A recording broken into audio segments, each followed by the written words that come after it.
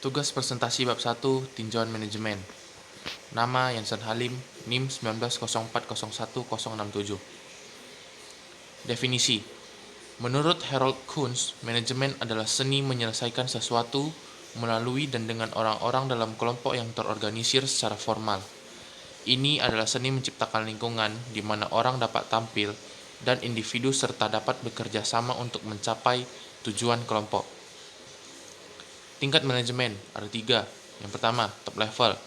Top level adalah posisi yang biasa diisi oleh orang-orang berkedudukan tinggi dalam organisasi.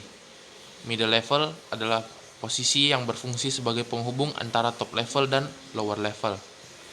Yang ketiga, lower level. Lower level adalah posisi yang biasanya mengkoordinasi para anggotanya sesuai dengan perintah yang ada, seperti mandor. Selanjutnya, fungsi manajemen. Yang pertama adalah planning atau perencanaan. Adalah proses untuk menentukan tujuan yang ingin dicapai dalam organisasi. Selanjutnya, organizing adalah proses pencarian sumber daya fisik. Selanjutnya adalah staffing, proses pembagian para sumber daya fisik ke dalam divisi kerja yang ada. Selanjutnya adalah directing, proses pengarahan para sumber daya fisik selama proses pengerjaan. Selanjutnya adalah controlling, proses pengendalian sumber daya fisik agar tidak mengalami kesalahan saat bekerja di dalam organisasi. Selanjutnya peran manajer. Ada 3, yaitu intrapersonal, informasional, dan decisional. Yang pertama, intrapersonal sebagai figurehead. Peran manajer sebagai figurehead adalah orang yang disanjung dan dijunjung tinggi dalam organisasi. Selanjutnya, peran manajer sebagai pemimpin adalah peran manajer untuk mengarahkan para anak buahnya untuk mencapai tujuan yang ada. Selanjutnya, penghubung.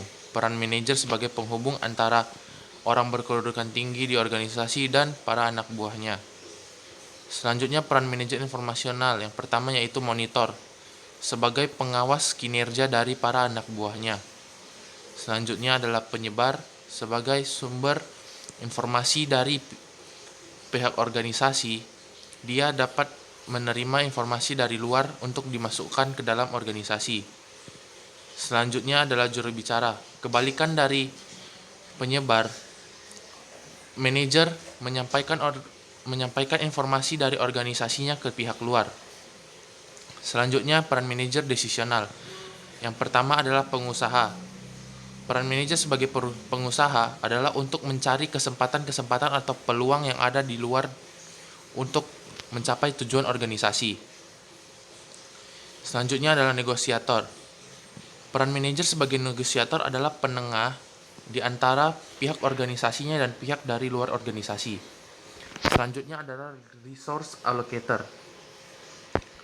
Sebagai resource allocator, manajer harus mengetahui kemanakah letak dari resource-resource yang harus diletakkannya dan memindahkannya sesuai dengan posisinya. Selanjutnya adalah disturbance handler. Peran manajer sebagai disturbance handler adalah untuk mengatasi masalah-masalah yang ada di dalam organisasi.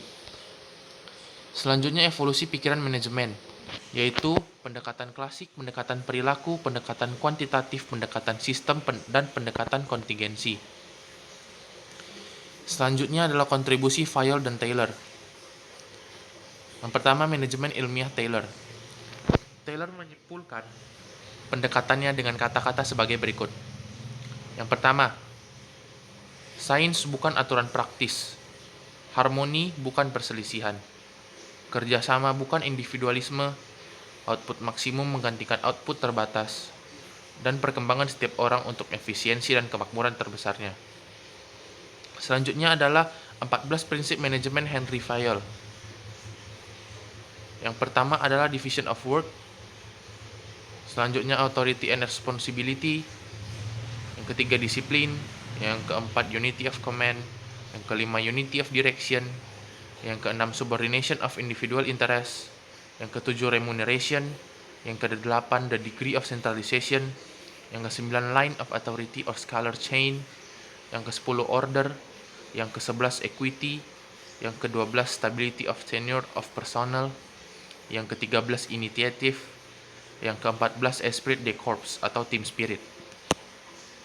Selanjutnya adalah faktor organisasi dan lingkungan.